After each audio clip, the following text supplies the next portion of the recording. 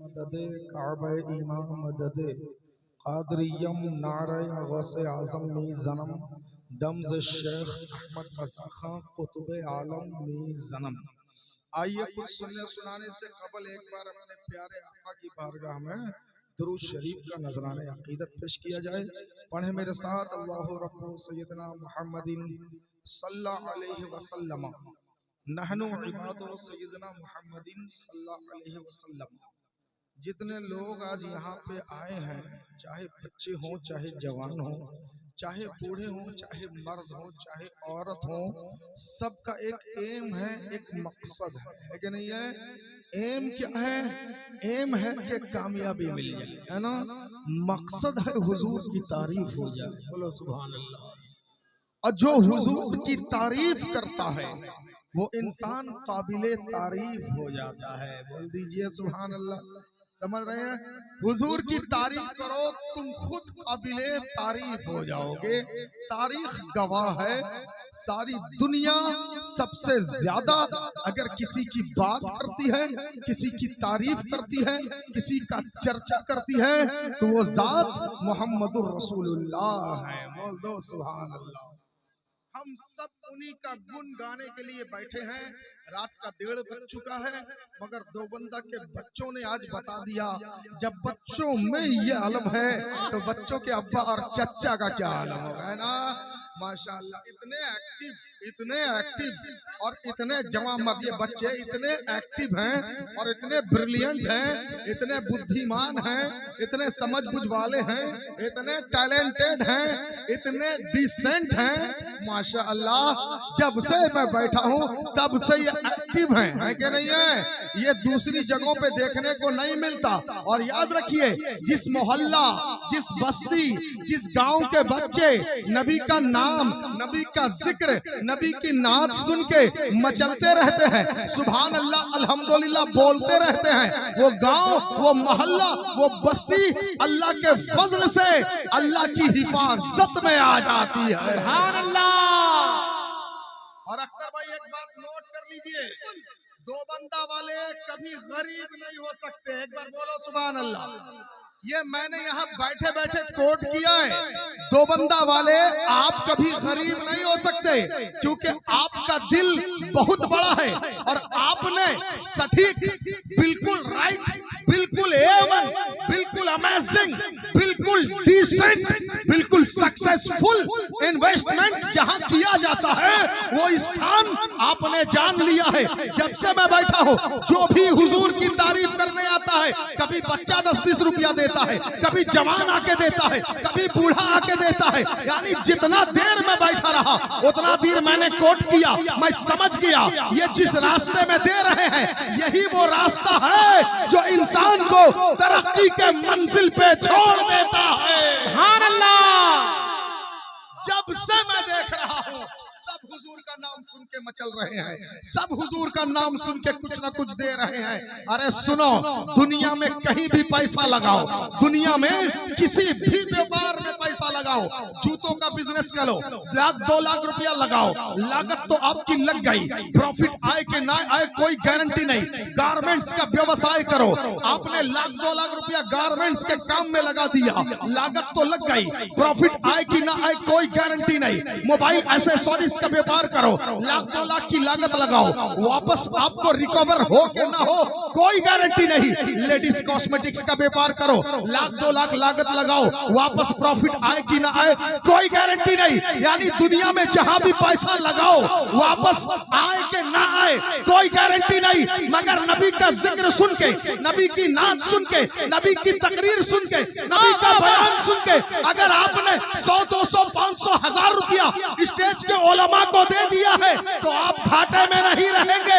ये पैसा जो अल्लाह रसूल के नाम पे गया है, अगर आपकी दुकान में कस्टमर नहीं होते, आपने नबी के नाम पे, अल्लाह रसूल के नाम पे अगर पैसा देना शुरू कर दिया, आपकी दुकान में कस्टमर आना शुरू हो जाएगा। अगर आपके व्यापार को, आपके धंधे धंधे को, आपके जॉब को किसी ने नजर लगा दिया है, दुश्मन ने गुड़िया कर दिया है, किसी ने चश्मे बद लगा दिया है, आप फिक्र ना करें, अल्लाह रसूल के रास्ते में हाथ को खोल दे, देना शुरू करें, दुकान में एक भी तावीज़ नहीं लगाओगे, अल्लाह तुम्हारी रोजी में इतनी बरकत देगा, छोटी सी दुकान में 10 आदमी की फैमिली चलती हुई नजर आएगी। नारे तकबीर, नारे रिसालत, पैगाम इस्लाम।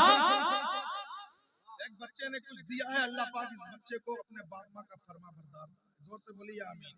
देखिए मेरी आदत है, मिंबर पे मैं बैठा रहूंगा, हुजूर का जिक्र करता रहूंगा, कोई भी कुछ देगा उसे खाली नहीं छोड़ूंगा, इसी मिंबर से उसकी रोजी की बरकत की भी दुआ करता हूँ। अगर बच्चे हैं तो बच्चों को बुढ़ापे में बाप माँ का फरमा बरदार बनने की भी दुआ करता हूँ। बोलो ना सुभान अल्लाह। क्योंकि चचा आज वो दौर आ रहा है, अभी से सुनने को मिल रहा है, लड़का जब तक कुंवारा था अम्मी जान अब्बू जान, अम्मी जान अब्बू जान करता था, शादी होके साल 2 साल हो गया, अब अम्मी जान से जान हट गया, सिर्फ अम्मी अम्मी करता है, अब ज्यादा तवज्जो उसकी सास की तरफ चली गई, घर में सगे बाप माँ मौजूद हैं मगर सास ससुर की तरफ ध्यान चला गया, अपनी बीवी की बातों में ऐसा आया कि जिस माँ से मोहब्बत से बात करता था आज उस माँ की बोली कड़वी लगने लगी है, जिस माँ से मोहब्बत से पेश आता था, जब कोई खाने का सामान बाहर से लाता था अम्मी को पहले देता था, अम्मी तुम खाओ, अपने हाथ से मुझे खिलाओ, अब उसके तेवर बदल गए हैं, नीचे रूम में माँ रहती है, ऊपर रूम में उसकी बीवी रहती है, बच्चे रहते हैं, बाहर से कुछ खाने का सामान अगर लाता है माँ उसे छुपा छुपा के लेके जाता है, बीवी बच्चों के साथ बैठ के खाता है, यानी लोगों ने अपना तेवर बदल दिया है। ऐसे आलम में जब आज के दौर में औलाद ऐसे नाफरमान बन रहे हैं, आज से 20 बरस के बाद जब ये छोटे छोटे बच्चे नौजवान होंगे, ये शादी होंगे, ये जितने बच्चे बैठे हैं, अगर मिंबरे रसूल से ये बच्चे कुछ सीख के चले गए, मेरा दावा है ये जब जवान होंगे बूढ़े बाप माँ को देख के परेशान नहीं होंगे, रोजाना बाप माँ का पाँव चूम के घर से बाहर जाएंगे। नारे तकबीर, नारे रिसालत, अज़मते वालिदैन, अज़मते वालिदैन। जिन बच्चों ने दिया मौला इन बच्चों को बाप माँ के बुढ़ापे का सहारा बनाया। अरे बोलिए आमीन बोलिए। ऐसी जगह नहीं मिलेगी दुआ के लिए। इस टाइम चचा को अल्लाह पाक मक्का मदीना दिखाए। अरे बोलिए ना आमीन। और चचा को अपने जीते जी किसी का मोहताज लाइन के टूर के द्वारा जाएं और चचा को इस उम्र में किसी का मौला मोहताज ना बनाए। समझ रहे कि नहीं समझ रहे? और हमारे चचा को परवरदिगार जब तक रहे पाबंद रहे। बोलिए आमीन। अल्लाह पाक इन्हें भी जिस भाई ने दिया अल्लाह पाक इनकी रोजी में बरकत अता फरमाए। बोलिए सुभान अल्लाह अल्हम्दुलिल्लाह। तो दो बंदा वालों आपका जज्बा हमने देखा, आप याद रखिएगा। याद रखिए एक बात और बता दो, अल्लाह पाक इनकी बेटी सना को अच्छा ससुराल अता फरमाए। अरे बोलिए हमें इससे प्यारी दुआ क्या होगी भाई? हाँ, अच्छा ससुराल जब मैंने बोल दिया ना, इस लफ्ज़ से अच्छा के अंदर बहुत सी अच्छाई है। अच्छा ससुराल जब मैंने बोला, इसका मतलब इनकी बेटी सना जब जवान होगी, जिस आदमी से शादी करेगी वो आदमी शराबी नहीं होगा, 420 नहीं होगा, फ्रॉड नहीं होगा, चीटर नहीं होगा, धांधलीबाज नहीं होगा, 2 नंबर की कमाई करने वाला नहीं होगा। वो आदमी अल्लाह के फजल से नेक होगा, सच्चा होगा, हलाल खाने वाला होगा, 5 टाइम का नमाजी होगा। अल्लाह, नारे तकबीर, नारे रिसालत, पैगाम इस्लाम। इस मिंबर को मामूली मत समझिए। सही मिंबर जब कायम होते थे मदीना शरीफ में, सहाबाए कराम अलग अलग मुल्क में, कोई फिलिस्तीन में, कोई इजराइल में, कोई यमन में, कोई लिबनान में, कोई मस्कत में तबलीग इस्लाम के लिए जाते थे। हुजूर का बयान होता था, सहाबा हुजूर से तकरीर सुनकर हुजूर के बयान से तरजीह लेकर अलग अलग मुल्कों में जाके इस्लाम की तबलीग करते थे। समझ रहे हैं? अब क़यामत तक कोई नए पैगंबर दुनिया में आने वाले नहीं है, इतना याद रख लीजिए। क़यामत तक पैगंबर कोई पिछले 1400 साल जब हमारे हुजूर का विसाल हुआ, हुजूर के बाद अभी 1400 साल गुजर चुके, अब आइंदा क़यामत पता नहीं कितने हजारों साल के बाद आएगी। यानी इतने लंबे अरसे तक दुनिया में पैगंबर कोई आने वाले नहीं हैं, मगर पैगंबर का जो काम है, जो उनका मिशन है, जो उनकी ड्यूटी है, वो चलती रहेगी। बोलिए सुभान अल्लाह। हाँ, पैगंबर आने वाले कोई नहीं है, मगर उनका काम चलता रहे।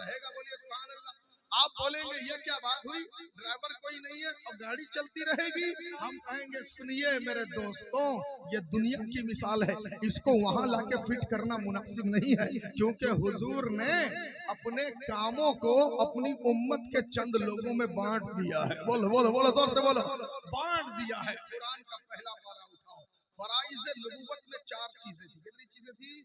4 चीजें थी। वो चारों काम हमारे प्यारे आका ने अपनी उम्मत के चंद लोगों में तकसीम कर दिया है। बोल दो सुभान अल्लाह।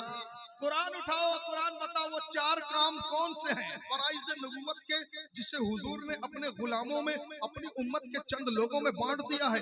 कुरान कहेगा पहला काम यतलू अलैहिम आयातिही, लोगों में कुरान की आयतों की तिलावत करके सुनाएगा। तो ये पहला वाला काम अल्लाह के प्यारे नबी ने अपनी उम्मत के जितने हाफिज़े कुरान हैं उनमें बांट दिया है। बोलो बोलो सुभान अल्लाह। जितने हाफिज़े कुरान हैं पहली वाली ड्यूटी ये निभा रहे हैं, क्या? कुरान पढ़ पढ़ के लोगों को सुना रहे हैं, कुरान खानी कर रहे हैं। कर रहे कि नहीं कर रहे हैं? अब दूसरी वाली ड्यूटी पैगंबर की जिम्मेदारी, दूसरी वाली ड्यूटी वयुज़क्कीहिम, लोगों के दिल से मैल को साफ करेगा। बोलो सुभान अल्लाह। अब लोगों के दिल से मैल साफ करना मामूली बात नहीं, मामूली बात है। अच्छा, डॉक्टर ऑपरेशन के जरिए छाती से कफ निकाल देता है, निकालता है कि नहीं? किसी को जब बहुत कफ हो जाता है तो ऑपरेशन करने पर डॉक्टर उसकी छाती से कफ निकाल देता है। तो उस डॉक्टर से बोलो, तुम जब छाती से कफ निकाले तो उसकी छाती से जो बुग़्ज़ है, हसद है, कीना है, जलन है, अदावत है, दुश्मनी है, नफरत है, ये सब को काहे छोड़ दिए, इसे भी निकाल देना चाहिए। निकालना चाहिए कि नहीं?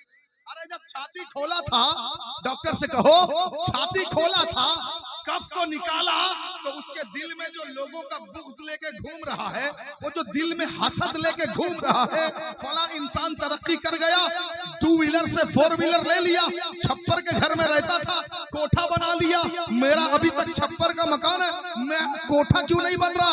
ये जो हसद लेके घूम रहा है उसके सीने में है, लोगों का बुग़्ज़ उसके सीने में है, नफरत लोगों के खिलाफ नफरत उसके सीने में है, जलन लोगों की तरक्की देख के जो जल रहा है, जल जल के मर रहा है, ये जो उसके सीने में है। तो तुमने सीने से कफ को निकाला, कफ निकाला तो बुग़्ज़, हसद, जलन, ये सब नफरत वगैरह सबको निकाल देते। तो दुनिया का डॉक्टर कहेगा ये हमारे बस का काम नहीं है। दिल के मैल को साफ कौन करेगा? जब डॉक्टर नहीं करेगा तो कौन करेगा?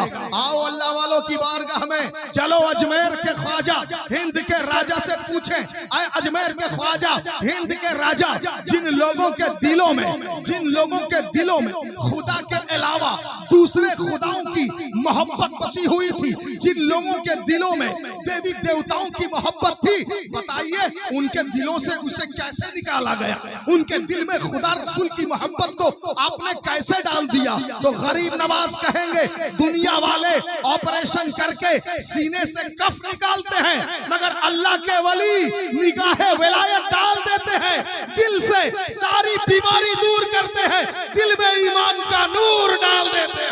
सुभान अल्लाह, लाजवाब।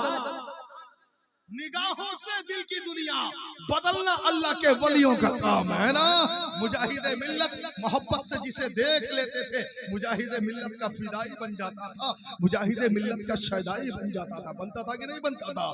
कुरान ने कहा पहली जिम्मेदारी यतलू अलैहिम आयातिही, लोगों में आयत पढ़ के सुनाएंगे। दूसरी जिम्मेदारी वयुज़क्कीहिम, लोगों के दिल को साफ करेंगे। तो हुजूर ने पहली ड्यूटी इस उम्मत के हाफिजों में बांट दिया, दूसरी ड्यूटी इस उम्मत के औलियाए किराम में बांट दिया। बोलो सुभान अल्लाह। क्या? वयुज़क्कीहिम, दिल को पाक करेंगे, दिल को साफ करेंगे। तो अल्लाह के वली ये काम करते हैं, ठीक है। अब तीसरी वाली ड्यूटी क्या? वयुअल्लिमुहुमुल किताब, लोगों को किताब पढ़कर सुनाएंगे, किताब का तर्जमा, किताब की तशरीह पढ़ के सुनाएंगे, लोगों को किताब का दर्स देंगे। तो ये तीसरी वाली ड्यूटी निभाने के लिए हम आपके सामने आए हैं। बोलो सुभान अल्लाह। अब पैगंबर कयामत तक कोई नहीं आएंगे, उनका मिशन चलेगा। क्यों? 4 टाइप के लोगों में हुजूर ने बांट दिया है। पहली ड्यूटी इस उम्मत के हाफिजों को बांट दिया है, दूसरी ड्यूटी इस उम्मत के औलियाए किराम में बांट दिया है, तीसरी ड्यूटी इस उम्मत के उलमाए किराम में बांट दिया है, और चौथी ड्यूटी वल हिकमा, हिकमत की तालीम। तो चौथा काम इस उम्मत के जितने मुजद्दिदीन किराम हैं नबी ने उनमें बांट दिया है। बोल दो सुभान अल्लाह। तो ड्यूटी जब बढ़ गई है रहेगा क्या मौलाना नूरुल हसन साहब? देखिए ये भी तीसरी वाली ड्यूटी दे रहे हैं क्या? वयुअल्लिमुहुमुल किताब, ये तीसरी वाली ड्यूटी। हम जितने यहाँ बैठे हैं 3 ड्यूटी तो हम ही में मिल गई है, मगर चौथे वाले हम नहीं है। चौथी ड्यूटी उनकी है जिनके नाम पे जलसा हो रहा है। मौलाना अख्तर हुसैन अशरफी साहब, ये अल्लाह के वली थे कि नहीं थे? तो चौथी तो अल्लाह के वली दिलों को साफ करते हैं। 3 काम हम में बढ़ गए हैं। एक काम हम जिसके नाम पे बैठे हैं वो कर रहे हैं, वही काम धामनगर में सज्जादा नशी गुलाम मोहम्मद कर रहे हैं, वही काम धामनगर में मुजाहिदे मिल्लत कर रहे हैं, वही काम बरेली में ताजुश शरिया कर रहे हैं, मुफ्ती आजम हिंद कर रहे हैं, आला हजरत कर रहे हैं, नागपुर में दौबत ताजुद्दीन कर रहे हैं, किछोछा में मखदूम अशरफ जहांगीर कर रहे हैं, कलियर में साबिर पाक कर रहे हैं, बंबई में हाजी अली कर रहे हैं, बंबई में मखदूम माहिम कर रहे हैं, काई पदर में बुखारी बाबा कर रहे हैं, अब बगदाद में गौसे आजम कर रहे हैं। चारों ड्यूटी बढ़ गई है। अब ये कयामत तक मुस्तफा का मिशन चलेगा। चलेगा कि नहीं चलेगा? अरे बोलो ना भाई। हाँ चलेगा। और अल्हम्दुलिल्लाह आप कोशिश करते रहेंगे, सपोर्ट देते रहेंगे तो ये चलेगा। ठीक है, आइए आगे बढ़ा जाए। देवबंदा वालों ने आज बहुत अच्छा काम किया कि अपने मोहल्ले के इमाम साहब उनकी याद में ये बरसी मनाया है कि नहीं है? हाँ देखिए इमाम साहब कितने बरसी मनाते हैं? 43 साल 42 साल उनके बड़े बेटे मौलाना जावेद अख्तर उनके बड़े बेटे। अच्छा 42-43 साल वो यहाँ रहे ना, तो 42-43 साल तक आपके बस्ती में जब 11वीं शरीफ हुई आपने उनको दावत दिया, आए कि नहीं है? 11वीं शरीफ में आए, फातिहा भी किए, खाना भी खाए। और अभी 1 हफ्ता पहले 10 रोज पहले 11वीं शरीफ का महीना खत्म हुआ है कि नहीं है? आज कितना तारीख है? आज 13 तारीख है। 3 तारीख को चांद हुआ था, यानी 10 रोज पहले 11वीं शरीफ का महीना खत्म हुआ है। इस साल 11वीं में बस्ती में से किसी की दावत में अख्तर हुसैन साहब नहीं आ पाए क्या? नहीं होते तो आते। अब तो वो ऐसी जगह चले गए जहां से कोई वापस नहीं आता है क्या? मगर वो आ तो नहीं पाए। 10 रोज पहले 11वीं का महीना खत्म हुआ, सबके घर में 11वीं हुई, और जिन लोगों ने बस्ती में 11वीं किया वो लोग भी आज के जलसे में शरीक होंगे कि नहीं होंगे? तो मेरे दोस्तों आप क्या समझते हैं? आपके घर में 10 रोज पहले 11वीं का पूरा महीना चला, आज इसके घर में, कल उसके घर में, परसों उसके घर में, नरसों उसके घर में, वो आ तो नहीं पाए मगर सबकी 11वीं की दावत बाकी रह गई थी। आज सब लोगों ने मिलकर उनके नाम पर इसाले सवाब की जो महफिल रखी है सब इसमें शरीक हो गए। सबकी दुआ, सबका पैसा इस जलसे में लगा। जलसे के बाद जब दुआ होगी सबके हिस्से की दुआ मरहूम की रूह को पहुंचेगी। बोलो ना सुभान अल्लाह। नारे तकबीर, नारे रिसालत, फैजाने मदीना, इश्क मोहब्बत, इश्क मोहब्बत। मरहूम भी अपनी कब्र में खुश होंगे कि मैं अपने बंधु बिरादर के घरों में 11वीं में जा तो नहीं पाया, मगर 11वीं के बाद उन्होंने जलसे रसूल सजाकर जलसे का सारा सवाब जो मुझे भेज दिया। इसका मतलब मेरे बंधु बिरादर जब मैं उनकी बस्ती में था तब भी मुझे याद रखते थे। आज मैं उनकी बस्ती से दूर हूँ तब भी मुझे याद रखा हुआ है। बोलो सुभान अल्लाह। हाँ ये वफादारी का जज्बा बहुत अच्छा है, क्योंकि आज की दुनिया बहुत धोखेबाज दुनिया है कि नहीं है? आज कोई किसी का नहीं, सब मतलब के यार है कि नहीं है? मगर इस मतलबी दुनिया में भी आप लोगों ने अपने इमाम को नहीं भुलाया। आपने बहुत बड़ा काम किया कि नहीं किया है? बहुत अजीम कारनामा आपने किया है। मेरे दोस्तों जलसे के बाद सारा सवाब उनको भेजा जाएगा कि नहीं भेजा जाएगा? अच्छा ये सवाब सब लेके जाएगा कोई? हाँ यहाँ पर जो हाथ उठाए जो ये सवाब लेके जाएगा मरहूम अख्तर हुसैन साहब के आप पहुंचा के आएगा? कोई है? हाथ उठा के बताएं, कोई है? कोई नहीं ना? ये इस्लाम का हुस्न है। बोलो सुभान अल्लाह। किसी दूसरे रिलीजन में जिंदों को दे सकता है, जिंदा मुर्दों को नहीं दे सकता। दूसरे रिलीजन में अगर इस्लाम का ये हुस्न है, इस्लाम में जिंदों को भी दे सकता है, अपने मरहूम को भी भेज सकता है, अपने मरहूम को भी भेज सकता है। तो आज के जलसे में जब से जलसा शुरू हुआ है 9:30-10 बजे से जितना कुरान की तिलावत हुई, जितना बच्चों ने नातिया कलाम पढ़ा, उलमाए किराम ने बयान किया, हमारे शोरा ने नाज शरीफ कहा, आप लोगों ने सुभान अल्लाह कहा, अल्हम्दुलिल्लाह कहा, नारे तकबीर कहा, नारे रिसालत कहा, ये सारा सवाब इकट्ठा होगा। सलातो सलाम के बाद जब दुआ होगी, ये सारा सवाब मरहूम अख्तर हुसैन की रूह को भी जाएगा और आपके मोहल्ले के कब्रिस्तान के टोटल मरहूम की रूह को पहुंचेगा। बोलो सुभान अल्लाह। फायदा क्या होगा? जिंदे बैठ के सुनेंगे, जिंदे बैठ के जितने आप लोग हैं यहाँ बैठ के जलसा सुनेंगे, आपका फायदा होगा। मरहूम आ नहीं पाएंगे, उनका सामान उनके पास पहुंच जाएगा। बोल दो सुभान अल्लाह। और ये सुन्नियों ही में सिस्टम है, इसलिए सुन्नी बनने में बड़ा लाभ है कि नहीं? बोलो, सुन्नी बनने में लाभ है या लॉस है? लाभ है। और आप लोग बड़े अच्छे हैं कि आप सुन्नी बन गए। क्यों? क्योंकि किसी दूसरे के यहाँ जो 73 में से जो 72 है ना, उनके यहाँ ये भेजने वाला सिस्टम नहीं है, ये सिर्फ सुन्नियों के यहाँ है। बोलो सुभान अल्लाह। अब भेजना, अब देना और लेना, एक होता है सेंडिंग, एक होता है रिसीविंग, है ना? भेजने को सेंड कहा जाता है, लेने को रिसीव कहा जाता है। तो ये भेजना और रिसीव करना तभी होगा जब दोनों पक्ष के लोग जिंदा हों, है कि नहीं है? दोनों पक्ष के लोग जिंदा हों तभी भेजने वाला भेजेगा, रिसीव करने वाला रिसीव करेगा। तो दोनों में से कोई एक अगर चला गया हो, भेजने वाला भेज तो देगा मगर पहुंचेगा नहीं, है क्या? पहुंचेगा क्या? नहीं ना। हमारा अकीदा है हमारे मरहूम जिंदा हैं, इसीलिए हम अपने मरहूम को इसाले सवाब करते हैं। बोल दो जोर से सुभान अल्लाह। क्यों? क्योंकि हम आशिके रसूल हैं, हम सुन्नी हैं, हम मुजाहिदे मिल्लत के उर्स में गए, हमने वहां फातिहा पढ़ा, फातिहा पढ़ने के बाद हमने दुआ किया, मौला जो कुछ हमने पढ़ा इसका सवाब साहिबे बाजार मुजाहिदे मिल्लत की रूह को भेजना। बोलो सुभान अल्लाह। क्या पता चला? हमारे औलियाए किराम को हम फातिहा इसाले सवाब में याद रखते हैं, तो इधर से तो चला गया, उधर रिसीव हो गया, तो रिसीव होके वो रहेगा थोड़ी।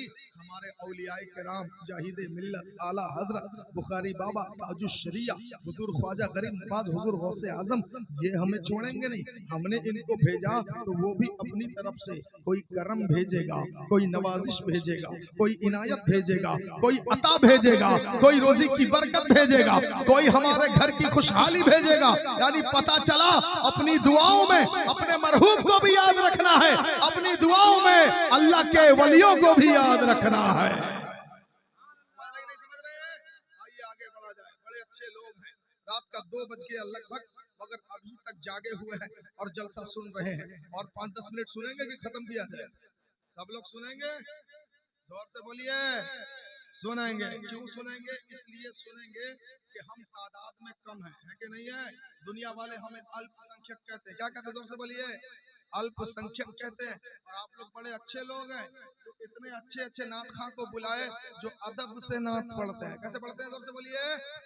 अदब से नात है, अदब का नाम, समझ रहे हो? और अदब में वो बात है, कोई गैर भी अगर अदब करता है नबी का, तो अल्लाह उसे ईमान की दौलत से सरफराज करता है। बोलो सुभान अल्लाह। जो मुफ्ती मुशर्रफ साहब ने बताया स्टेज में, जो कल आपने वो मंजर देखा होगा, मुफ्ती मुशर्रफ साहब ने अभी बताया स्टेज में कौन सी घटना हुई, क्या क्या हुआ, आपने सब देखा होगा। मैं कहता हूँ अल्लामा शहरियार साहब ने यही तो कहा, भाई मिंबर रसूल का अदब करो, ये ना कहा मिंबर रसूल का अदब करो। ये वो मिंबर है जहाँ 1400 साल पहले अल्लाह के रसूल बैठ के तबलीग फरमाया करते थे, समझ रहे हैं? इसका अदब करो। नाज शरीफ कायदे से ढंग से पढ़ो, मोहब्बत से कायदे से ढंग से पढ़ो। हुजूर की तारीफ कर रहे हो, जबान में मिठास रहे, आंखें बंद रहे, हाथ बांधे रहो, बांधे न भी रहो तो ऐसे खड़े रहो जैसे हमारा इस्तिगासा हुजूर की बारगाह में पेश हो रहा है। फरिश्ते ये रुदादे मोहब्बत लेके नबी के आस्थाने पे पहुंचाएंगे, समझ रहे हैं? ये अदब होना चाहिए। अदब है तो सब है, अदब के बगैर कोई चीज नहीं है, समझ रहे हैं? अदब करने से रुतबा मिलता है, अदब करने से पोजीशन प्राप्त होता है, अदब करने से अल्लाह आपका स्टैंडर्ड और आपके स्टेटस को बढ़ा देता है, समझ रहे हैं? जानते हो हजरत मूसा का जादूगरों ने अदब किया। जानते हो हजरत मूसा अल्लाह के पैगंबर हैं, जादूगर उनके विरुद्ध में आए थे। फिरौन ने भेजा था 1,40,000 जादूगर थे, 70,000 और एक एक जादूगर के हाथ में एक रस्सी थी, एक लाठी थी। उन्होंने रस्सी और लाठी को जब जमीन पे डाला, रस्सी भी सांप बन गई, उनकी लाठी भी सांप बन गई। 70,000 जादूगर आए थे, लाठी और रस्सी जब डाला 70,000 का 2 गुना 1,40,000 हो गया। 1,40,000 सांप सामने मैदान में दौड़ने लगे। मैं कहता हूँ फिरौन, तुझे क्या लगा था इतनी बड़ी तादाद क्यों लाया मूसा के मुकाबले में? तो पता चला फिरौन भी जानता था अल्लाह के पैगंबर से टक्कर लेना आसान काम नहीं है, इसीलिए 1, 2, 150 नहीं 70,000 जादूगर उसने बुलाए थे। वो जानता था मद्दे मुकाबिल कोई आम इंसान नहीं है, मद्दे मुकाबिल अल्लाह का पैगंबर मूसा कलीमुल्लाह खड़ा है। बोलो सुभान अल्लाह। अब सुनो मेरे दोस्तों, उन जादूगरों ने जब अपना करतब दिखाना शुरू किया ना, मूसा का अदब कर लिया। क्या अदब कर लिया? कुरान खोलोगे आपको मिलेगा। जादूगरों ने मूसा पैगंबर के अदब में लब खोला और जादूगरों ने क्या कहा? कुरान उठाओ। जादूगर कहते हैं या मूसा इम्मा अन तुल्किया व इम्मा अन नकूल अव्वला मन अलका। ए मूसा, अगर आप चाहते हैं तो पहला वार आप कीजिए या आप कहें तो पहला वार हम करें। बोलो सुभान अल्लाह। जादूगर मूसा के इजाजत में अदब में क्या बोलते हैं? कुरान कहता है या मूसा, और लफ्ज़ या मूसा में इतना प्यार छुपा है, इतनी मोहब्बत छुपी है कि अल्लाह पाक ने खुद लफ्ज़ या मूसा के जरिया मूसा को कुरान शरीफ के 16वें पारे में याद किया है। बोलो जोर से सुभान अल्लाह। सूरह ताहा 16वां पारा, सूरह ताहा निकालोगे आपको मिलेगा। अल्लाह पाक ने खुद ये लफ्ज़ यूज किया है। क्या? मातिल का भी अमीनी का या मूसा, ए मूसा तुम्हारे दाहिने हाथ में क्या है? अरे बोलो सुभान अल्लाह। अच्छा, कुछ लोग इसी को इतराज भी करते हैं, क्या अल्लाह को मालूम नहीं मूसा के दाहिने हाथ में क्या है? अल्लाह ने पूछा, एतराज करते हैं। ऐसा है ना, हमारे हुजूर ने एक मर्तबा हजरत अबू हुरैरा से पूछा, क्या है मालूम? हजरत अबू हुरैरा कहते हैं एक बार मैं हुजूर के साथ मैं घर में था, मुझे गुस्ल की हाजत थी। अबू हुरैरा कहते हैं मुझे गुस्ल की हाजत थी, मैंने गुस्ल किया नहीं था, हुजूर ने आवाज दे दिया। अबू हुरैरा कहते हैं रसूल ने आवाज दिया है, मैं बगैर नहाए चला गया, मुझे ध्यान नहीं रहा। अबू हुरैरा कहते हैं हुजूर के साथ मैं चलता रहा, एक जगह पे हम दोनों बैठ गए। बैठे बैठे मुझे ख्याल आया हुजूर के बगल में मैं बैठा हूँ, मैंने गुस्ल नहीं किया, मुझे अच्छा नहीं लग रहा है, मैं जाता हूँ गुस्ल करके आता हूँ। अबू हुरैरा कहते हैं हुजूर बैठे रहे, मैं बैठा रहा, मुझे जब ये ख्याल आया मैं उठ के चला गया घर में नहाने के लिए। जब नहा के वापस आया तब हुजूर ने पूछा, ए अबू हुरैरा तुम कहाँ चले गए थे? ए अबू हुरैरा तुम कहाँ चले गए थे? कुछ लोग इस हदीस को उतार के पकड़ के ये दलील पेश करते हैं, क्या हुजूर को आप कहते हो सुन्नियों हुजूर को गैब का इल्म है, पीठ पीछे की खबर है, गुप्त चीजों का नॉलेज ज्ञान है हुजूर के पास। जब हुजूर सब जानते हैं तो उन्होंने अबू हुरैरा से ये क्यों पूछा कि तुम कहाँ चले गए थे? उन्हें तो मालूम होना चाहिए अबू हुरैरा नहाने गए थे, हुजूर ने ऐसा क्यों पूछा? इसका मतलब गैब नहीं था, ऐसा कुछ लोग कहते हैं। तो उनसे बता दिया जाए किसी चीज का पूछ लेना अदम इल्म गैब की दलील नहीं है। समझ रहे हैं? किसी चीज का पूछ लेना इसका मतलब ये नहीं कि पूछ लिया तो गैब नहीं जानते। ऐसा कहोगे तो फिर खुदा को क्या कहोगे? खुदा ने भी तो पूछा है। बोलो ना सुभान अल्लाह। अल्लाह ने पूछा मा मना का अल्लाह तस्जुदा, इब्लीस तुझे किसने मना किया आदम को सजदा करने से? समझ रहे हैं? क्या अल्लाह को मालूम नहीं किसने मना किया? फिर भी अल्लाह ने पूछा कि नहीं पूछा? दूसरी जगह मातिल का भी अमीनी का या मूसा, ऐ मूसा तुम्हारे दाहिने हाथ में क्या है? बताओ क्या खुदा को मालूम नहीं? मूसा के दाहिने हाथ में क्या मालूम है? फिर भी पूछा। अब खुदा को क्या कहोगे? सुनो मेरे दोस्तों, किसी चीज का पूछ लेना इल्म गैब ना होने की दलील नहीं है। ऐसा मेरे मुस्तफा ने भी किया है, ऐसा मेरे खुदा ने भी किया है। बोलिए सुभान अल्लाह। तो लफ्ज़ या मूसा अल्लाह को बड़ा पसंद है। अल्लाह ने लफ्ज़ या मूसा से मूसा को पुकारा, या मूसा मक्तिल का बेयमीनी का। ठीक यही लफ्ज़ जादूगरों ने मूसा के लिए इस्तेमाल किया। क्या किया? या मूसा इम्मा अन तुल्किया व इम्मा अन नकूना अव्वला मन अलका। आप चाहें तो पहले अपना हथियार डालें या आप कहें तो हम पहले अपना हथियार डालें। तो हजरत मूसा ने कहा 16वां पारा सूरह ताहा, काला बल अलकू, मूसा ने कहा चलो तुम ही पहले हथियार डालो। बोलो सुभान अल्लाह। काला बल अलकू। आगे कुरान कहता है ऐसा हिबाल अमवालुहुम व इस्युहुम युखय्यलु इलैहि मिन सिहरिहिम अन्नहा तिसआ। कुरान कहता जब उन लोगों ने अपनी लाठी और अपनी रस्सी को डाला, युखय्यलु इलैहि मिन सिहरिहिम, तो जादू के जोर से वो लाठी और वो रस्सी सांप बनकर दौड़ने लगे। समझ रहे हैं? दौड़ने लगे। जब दौड़ने लगे तो आगे क्या हुआ? आगे कुरान कहता है फऔजसा फी नफ्सिही खीफतम मूसा, तो मूसा ने जब ये देखा लाठी और रस्सी सांप बन के दौड़ रहे हैं, फऔजस फी नफ्सिही खीफतम मूसा, मूसा ने जब ये देखा तो मूसा को थोड़ा खौफ पैदा हुआ, है ना, खौफ पैदा हुआ। ये मंजर देख करके सांप ही सांप मैदान में, मूसा को खौफ पैदा हुआ। कुरान कहता है जब खौफ पैदा हुआ, अल्लाह ने तसल्ली देने के लिए क्या कहा? बोलिए सुभान अल्लाह। अल्लाह पाक ने फरमाया कुल्ला ला तखफ इन्नका अंतल आला। मूसा खौफ काहे करते हो? इन्नका अंतल आला, खौफ ना करो, तुम्ही को अल्लाह फतह अता फरमाएगा। सुभान अल्लाह। जब इतना कहा, जब आ गई आयत ला तखफ इन्नका अंतल आला मूसा, इन सांप और इन रस्सियों को देख के खौफ ना करो, तुम्ही को अल्लाह गालिब रखेगा, फतह अता करेगा। जब इतना बात आ गई तो जानते हो मूसा ने अपना असा डाला। कुरान कहता है फाल्की असाका, अपने असा को डालो। मूसा ने अपनी लाठी को डाला। जानते हो जब लाठी को डाला वो इतना बड़ा अजदहा बन गया, इतना बड़ा सांप बन गया। एक सांस खींचा, उस सांप ने जितने 1,40,000 जादूगरों के सांप थे सब उस सांप के पेट के अंदर चले गए। बोलो सुभान अल्लाह। जब ये मंजर उन मूसा के विरुद्ध में आए हुए जादूगरों ने देखा कि मूसा के सांप ने हमारे 1,40,000 सांपों को निगल लिया है, तो जादूगरों ने क्या कहा मालूम? जादूगर कहते हैं कुरान उठाओ, आलू आमन्ना बिरब्बी हारून व मूसा, हम आज ही मूसा और हारून के खुदा पर ईमान लाते हैं। सुभान अल्लाह। देख रहे हैं मूसा का अदब किया तो अल्लाह ने सबको ईमान दे दिया। बोलिए सुभान अल्लाह। पैगंबर का अदब ईमान देता है। और हमारे स्टेजों पे हमारे नौखों हजरात आजकल अदब नहीं करते। अदब से हुजूर की नात पढ़िए। समझ रहे हैं कि नहीं समझ रहे हैं? बिल्कुल अदब से हुजूर की नात पढ़िए। आपकी नात सारा ज़माना सुन रहा है, सारी दुनिया के लोग आपको यूट्यूब के जरिए देख रहे हैं। हुजूर की मोहब्बत में सरशार होके वजू बावजू होकर हुजूर की नात पढ़िए, हुजूर आपको बहुत देंगे। आप अगर ये सोचेंगे पब्लिक हमें देगी, नहीं, पब्लिक जो देगी खत्म हो जाएगा, हुजूर जो देंगे हमेशा चलेगा। बोलिए ना सुभान अल्लाह। समझ रहे हैं? इंशाअल्लाह मेरे दोस्तों किसी अच्छे मौके से ज्यादा बातें होंगी। बस जाते जाते यही कहूंगा, आपने जो काम किया बड़ा अच्छा किया। और मैंने पहले भी कह दिया देवबंदा वाले कभी गरीब नहीं होंगे। समझ रहे हैं? क्योंकि आपने ऐसी जगह पे देना सीख लिया है जिस जगह पे जाने के बाद अल्लाह पाक रोजी की बरसात फरमा देता है। समझ रहे हैं?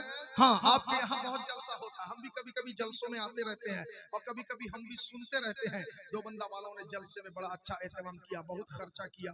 अच्छा है, एहतमाम करिए, खर्चा कीजिए, मगर आप कोशिश कीजिए जलसों से मुझे कुछ मिले, है ना? क्योंकि ये जलसा आपके लिए ट्यूशन और कोचिंग सेंटर है। यहाँ से आपको जो सीखने को मिलेगा आपको कहीं सीखने को नहीं मिलेगा। क्योंकि इस उम्र में जो हमारे चचा पीछे बैठे हैं, कोई हमारा नौजवान सऊदी में रहता है, कोई दुबई में रहता है, कोई फैक्ट्री में काम करता है, कोई भुवनेश्वर कटक में सर्विस करता है, सब बिजी है। किसी के पास इतना टाइम नहीं है कि मदरसा में फॉर्म फिलअप करे, दाखिला फीस दे, उसके बाद एडमिशन ले, फिर मदरसा में जाके दीन सीखे। इतना टाइम किसी के पास नहीं है। मगर जलसा जो 2-4-5 घंटे का जलसा होता है, साल में 8-10 जलसा होता है, यही आपके लिए कोचिंग सेंटर है। यहाँ आप आके अगर 4-5 घंटा बैठ जाएंगे, बहुत सी बातें सीख के चले जाएंगे। चले जाएंगे नहीं? देखिए मैंने कितनी अच्छी बात बताई। ये जो बच्चे आज छोटे छोटे हैं, इनमें जो जज्बा बेदार है, इंशाअल्लाह हमने दुआ की है ये बच्चे अपने वालिदैन के बुढ़ापे में फरमा बरदार बने। अब देखिएगा जलसे की दुआ है, इंशाअल्लाह ये सब बच्चे बुढ़ापे में जाने के बाद अपनी बीवी के सिखाई में बहकावे में नहीं आएंगे। इंशाअल्लाह अपने बाप माँ को शादी से पहले जिस तरह देखते थे शादी के बाद उसी तरह देखेंगे। समझ रहे हैं? क्योंकि बूढ़े बाप माँ का बहुत हक होता है। बूढ़े बाप माँ आस लगाए रहते हैं मेरा बच्चा बुढ़ापे में मेरा सहारा बनेगा। ऐसे कैसे लोग हैं, कैसे लोग हैं जो बूढ़ी बाप माँ को, जानते हो लोग अजमेर जा रहे हैं, बगदाद जा रहे हैं, उमरा में जा रहे हैं, बाप बीमार पड़ा है, बाप को मेडिसिन की जरूरत है, माँ को खांसी हो रही है, 2-2 महीना से कायदे के डॉक्टर को लेके दिखाया नहीं, इधर उधर का सिरप ला के दे दिया, खांसी ठीक नहीं हो रही है, 2-2 महीना से माँ खांस रही है। ऐसा नहीं किसी अच्छे डॉक्टर को लेके दिखा दे, पैसा उम्र करने के लिए जमा कर रहा है, बगदाद टूर में जाने के लिए पैसा जमा कर रहा है। बेवकूफ, पहले माँ को सही कर ले, बगदाद वाले तू नहीं भी जाएगा तुझसे राजी हो जाएंगे। बोलो ना सुभान अल्लाह। हाँ, पहले बाप को देख ले, अगर तू उम्रा नहीं भी जाएगा हुजूर तुझसे राजी हो जाएंगे। जानते हो मुल्क यमन से एक आदमी आया था, जानते हो क्या? हुजूर की गुलामी में कहा या रसूल अल्लाह मुल्क यमन से आया हूँ, आपकी गुलामी में रहना चाहता हूँ, मुझे दरबार में रख लीजिए। हुजूर ने फरमाया यमन से आया है, घर में कौन कौन है? उसने कहा या रसूल अल्लाह घर में एक बूढ़ी माँ है। बूढ़ी माँ ने कहा जाओ हुजूर की सेवा में रहना। या रसूल अल्लाह बूढ़ी माँ को घर पे छोड़ के आया हूँ। तो जानते हो अल्लाह के प्यारे नबी ने फरमाया क्या? हुजूर ने फरमाया तू इसलिए आया है ना, मेरी खिदमत में रहेगा, मुझे राजी करेगा? उसने कहा हाँ। हुजूर फरमाते जल्दी से वापस चला जा, अगर तू चाहता है तेरे नबी तुझसे राजी रहे, तेरा खुदा तुझसे राजी रहे, तो तेरी जगह यहाँ नहीं है, जहाँ से आया था वहीं चला जा, घर में जा, माँ की सेवा करना, माँ खुश हो जाएगी, समझ लेना तेरे नबी भी राजी, तेरा खुदा भी राजी हो गया। क्या समझते हो मेरे दोस्तों? जलसा बहुत करते हो मगर बूढ़े बाप माँ को अगर ख्याल नहीं रखा, बूढ़े बाप माँ की अगर सेवा नहीं किया, आपका जलसा करना किसी काम का ना रहेगा। याद रखिएगा, हमेशा इनका ख्याल रखिएगा। आपके बूढ़े बाप माँ एक बार अगर आपसे दूर हो गए, आप दोबारा इन्हें नहीं पाएंगे। दुनिया के दोस्तों अहबाब नए नए आ जाएंगे, बाप माँ जाने के बाद दोबारा मिलने वाले नहीं। अजीम दौलत है, बड़ी अनमोल दौलत है। वो लोग खुशनसीब हैं जिनके बाप माँ बाहयात हैं, वो लोग बड़े खुशनसीब हैं।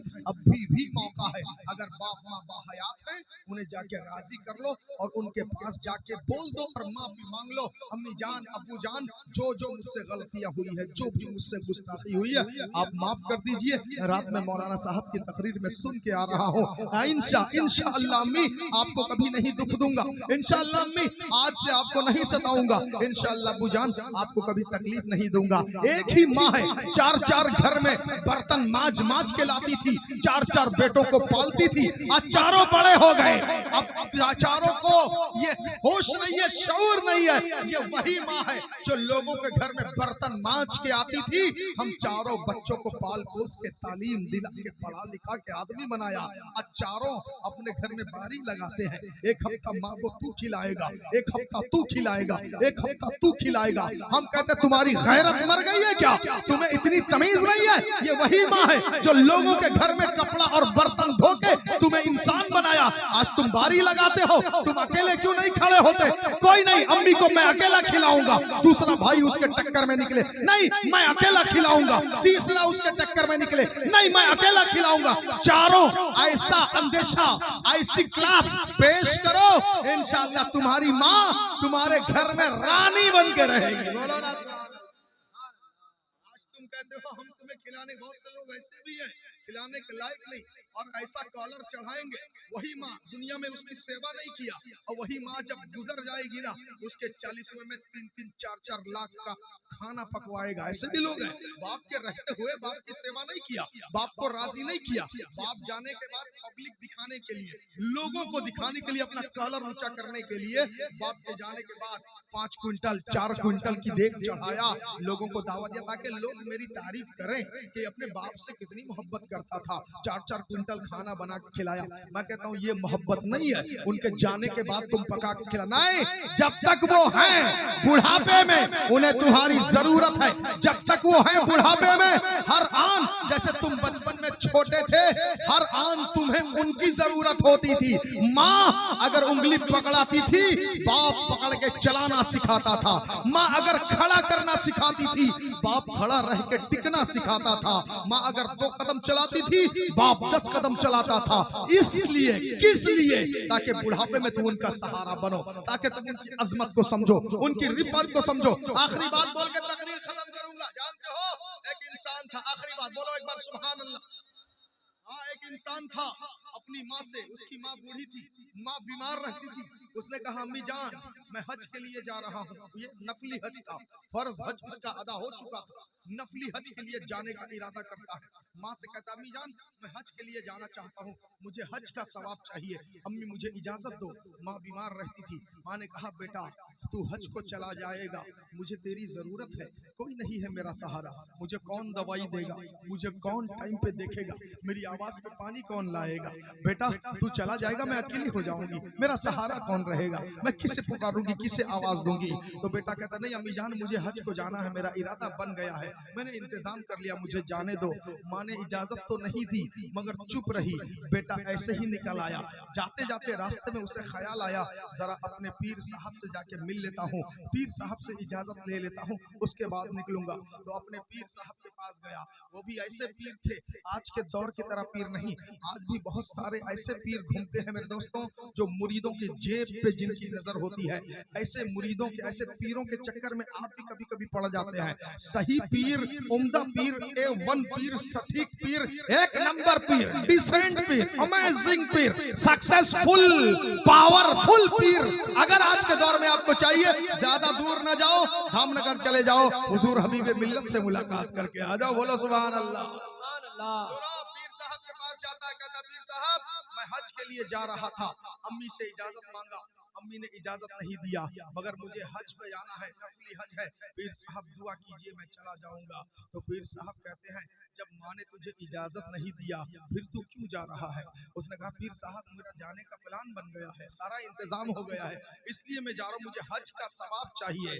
तो पीर साहब कहते हैं ठीक है, जाने से पहले मेरे साथ एक कंडीशन कर लेना। उसने कहा क्या कंडीशन। पीर साहब ने कहा तुझे हज का सवाब चाहिए ना। उसने कहा हाँ। पीर साहब कहते हैं मेरे से एक कंडीशन कर ले, मेरे से एक राय, एक कंडीशन कर ले। क्या। पीर साहब कहते हैं तुझे हज का सवाब चाहिए, मेरे पास 40 हज है। कितना हज है। 40। पीर साहब की उम्र थी 80 बरस। कहते मेरे पास 40 हज है, मैंने 40 हज किया है, तुझे हज का सवाब चाहिए, एक कंडीशन कर ले, तू घर चला जा और अपनी माँ से कहना अम्मी मेरा हज का इरादा कैंसिल हो गया, अब मैं नहीं जाने वाला, मैं यहीं रहूंगा, आपकी सेवा करूंगा, आपकी खिदमत करूंगा। पीर साहब कहते हैं तुझे 40 हज का सवाब मैं दूंगा, मगर एक कंडीशन कर ले, जब तू घर जाना माँ से कहना मेरा हज का इरादा कैंसिल हो गया। उसके बाद माँ जब तड़पेगी और मचलेगी बेकरार होकर, तुझे जो दुआ देगी वो एक दुआ मुझे लाके दे दे, ये 40 हज का सवाब ले लेना। बोलो क्या बात। देख रहे हैं वो एक दुआ। पीर साहब कहते माँ जब मचल के तू जब कहेगा मैं हज को नहीं जा रहा हूँ यहीं रहूंगा, उसके माँ मचल के जो दुआ देगी वो एक दुआ इतनी भारी होगी, मुझे वो दे देना, मेरे 40 हज का सवाब तू ले लेना। यानी पीर साहब ने बताया माँ जब तड़पती रहे, माँ जब अकेली रहे, बेचैन रहे, तुम्हें उसकी जरूरत रहे, तो मेरे दोस्तों माँ को देखा करो, ये दौलत चली जाने के बाद दोबारा मिलने वाली नहीं। पूछो उन लोगों के दिल से जिनकी माँ दुनिया में नहीं है, पूछो उन लोगों के दिल से जब उनके घर में कोई फंक्शन होता है, खुशी का मौका, गम का मौका होता है, वो अपनी माँ को कितना याद करते हैं। अगर आपकी माँ सलामत है, जिंदा है, मेरे दोस्तों आज ही उनसे माफी मांग ले। अगर बीवी की मोहब्बत में, बीवी से भी मोहब्बत करो, ऐसा नहीं कि माँ को रूठ के, माँ को नाराज करके बीवी से मोहब्बत करो। माँ भी राजी रहे, बीवी भी राजी रहे, अपने दिमाग को कूल रखो, सिले रहमी करो, अपने बुजुर्गों को राजी करो, बाप माँ की सेवा में लग जाओ, इंशाअल्लाह परवरदिगार तुम्हें ऊंचा रुतबा अता फरमाएगा। दो बंदा वाले आप लोगों ने बड़ा अच्छा काम किया, अल्लाह पाक इसके सदक़े में आपको दीन का सिपाही बनाए, मस्जिद का नमाजी बनाए, नेक बनाए, सच्चा बनाए, रिज़्क़ हलाल खाने वाला बनाए। इन्हीं जुमलों के साथ तकरीर खत्म करता हूँ, पढ़िए मेरे साथ अस्तगफिरुल्लाह रब्बी मिन कुल्लि ज़ंबि व अतूबु इलैहि, अशहदु अल्ला इलाहा इल्लल्लाह व अशहदु अन्ना मुहम्मदन अब्दुहु व रसूलुहु।